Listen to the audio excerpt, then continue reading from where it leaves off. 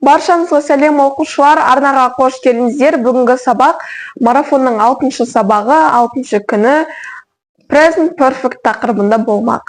Жалпы бүгінгі сабақты бастамас бұрын міндетті түрде арнаға тіркеліп, колокольчик батырмасын басып алыңыздар, алдағы уақытта марафонның қалған сабақтарын жіберіп алмай көру үшін.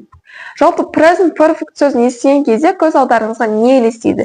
Менің ең мықты методикаларымның бірі ол қандай да бір грамматиканы, қандай бір ережені естіген кезде сіздің көз алдыңызға визуализациясы болу керек.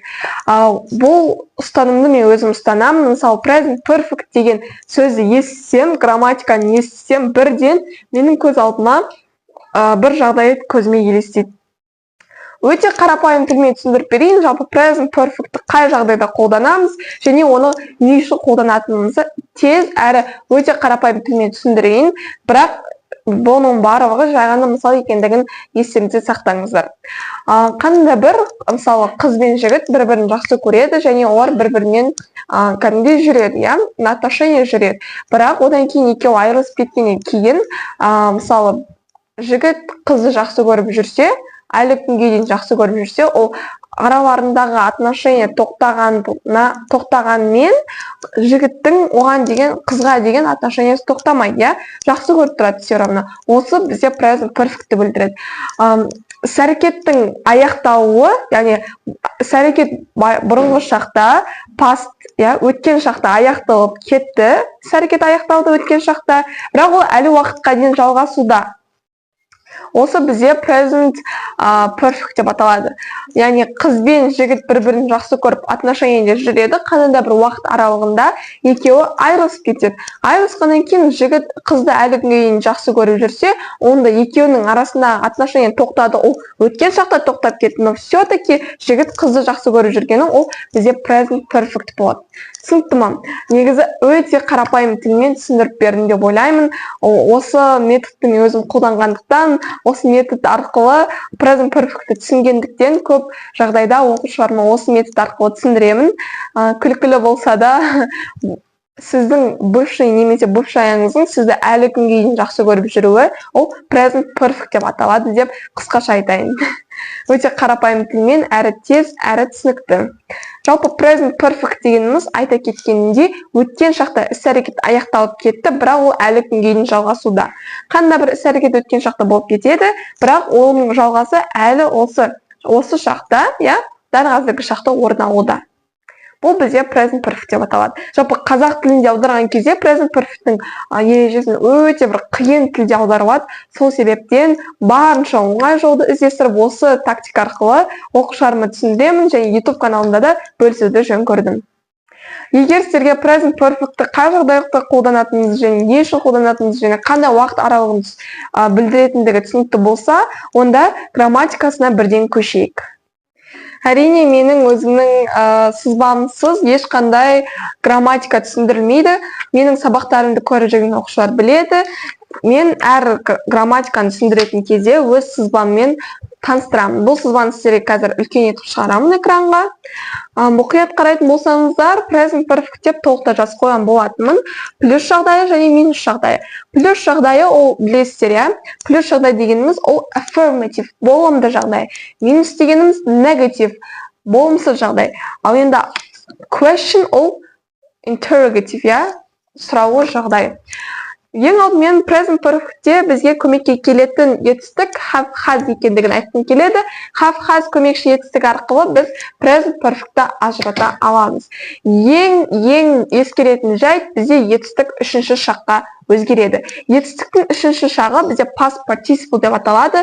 Міндетті түрде past participle'ды қолданасыздар. Егер past participle'ды қолданбайтын болсаңыздар, онда сіздердің ағылшын тілінде Present Perfect'ті сөйлеулеріңізде ешқандай мағына болмайды. Себебі именно Present Perfect'те біз verb 3-ді барлық жағдайда қолданамыз. Болымды жағдайда да, болымсыз жағдайда да, сұраулы жағдайда да past participle verb 3-ді қолданамыз. Verb 3 дегеніміз қандай? Мысалы, go, went, gone. Gone деген бізде үшінші жағдай, ол past participle, verb 3. Мысалы, be, was, were, been. Buy, bought, bought. деген секілді. Үшінші жағдайда етістікті қолданамыз.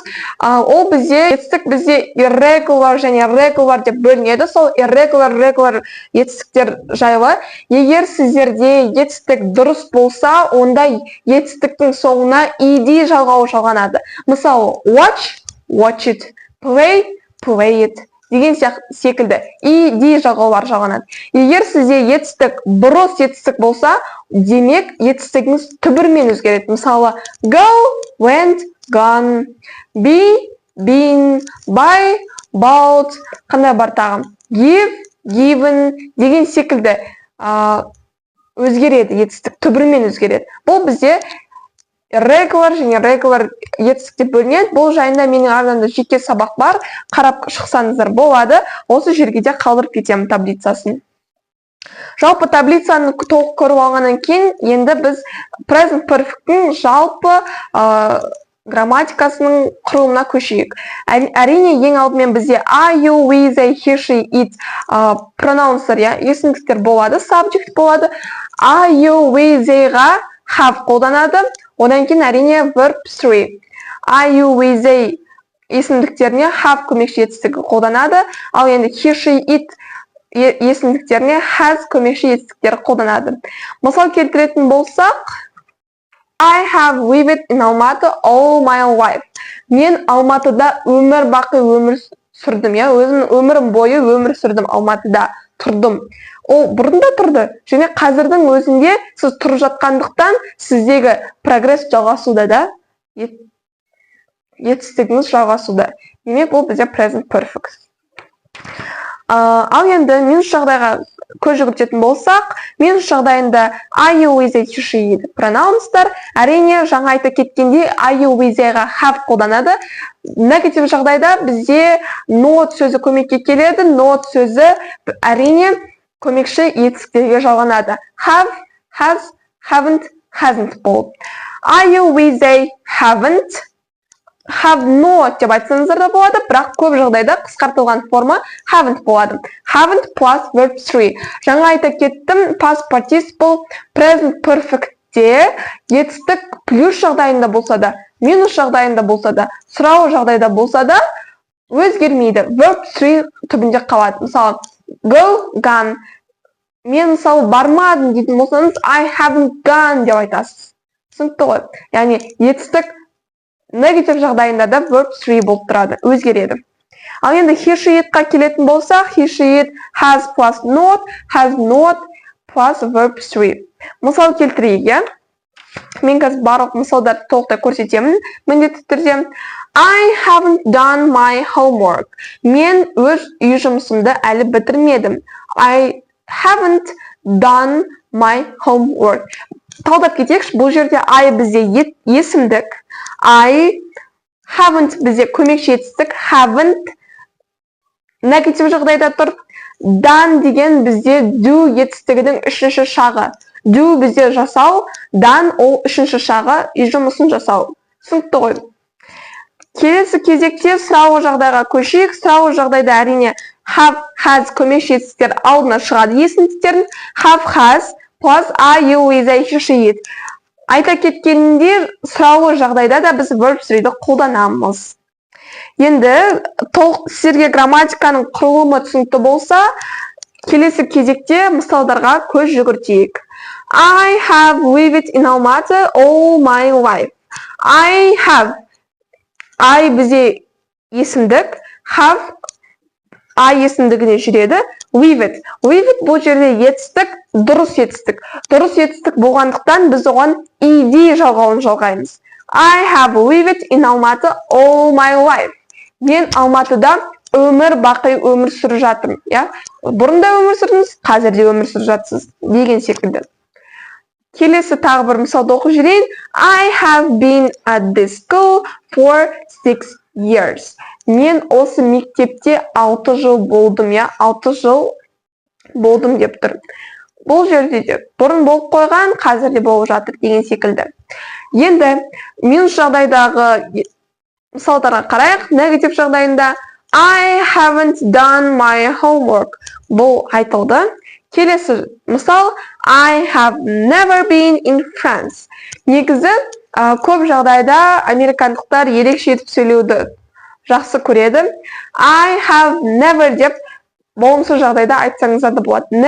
Never деген ешқашан, яғни мен ешқашан Францияда болмағанмын. Ол болмау ешқашан болмағандықтан ол минус жағдайға байланысты болады. Демек, I have never been in France. Келесі сұраулы жағдай, have you been to Italy? Сен Италияда болдың ба? Have you ever? Ever деген бұл жерде кішкене бір күрделенген сұрақ десек болады. Have you ever eaten Japanese food? Сен өміріңде өзі жапониялық тамақ жеп көрдің ба? Have you ever? Ever деген мысалы қандай да бір кезде деп сұрайды ғой. Сол секілді кезде сондай сұрақ қойғыңыз келсе, онда біз ever'ді қолданамыз. Келесі кезекте әрине present perfect'тің жеке keywords деген болады. Ол мысалы қандай да бір грамматикалардың арасынан именно present perfect'ті keywords я ключевые слова арқылы ажыратып алуға болады. Ол мен барлық грамматикалық сабақтарда айтқанмын. Именно present perfect'тігін айта кетейін. Already, yet, just. Already деген әлде қашан, yet деген әлі, just только что. Бұл бізде present perfect'тің көмекші сөздері, ключевые словасы. Енді осы тұста мен present perfect'те көп мұғалім түсіндірмей кететін тақырыппен түсіндіре кеттім деп тұр. Көп мұғалім бұны айта бермейді. Been or gone.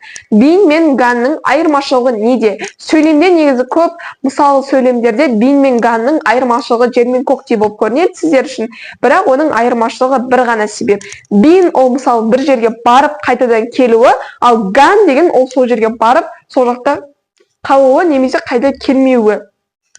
Бұл бізде been мен gone'ның айырмашылығы. Мысалы, I have been in France десеңіз, мен Францияға барып келдім деп болады.